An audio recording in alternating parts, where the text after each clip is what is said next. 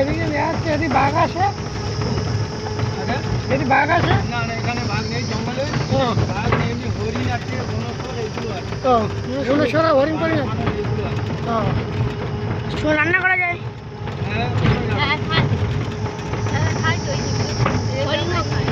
হরিণ দেখুন তোমার খালা এনেছিল, তোমার খালু একবার এনেছিল, তখন তা লুকে লুকে খেতে হয়েছিল। রোহিতদা বলেছে খুব মিষ্টি নাকি গোছটা। হ্যাঁ নাকি মিষ্টি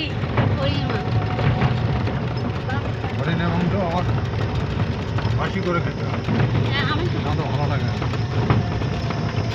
বেশি বেশি করলে আবার পোকা লেগে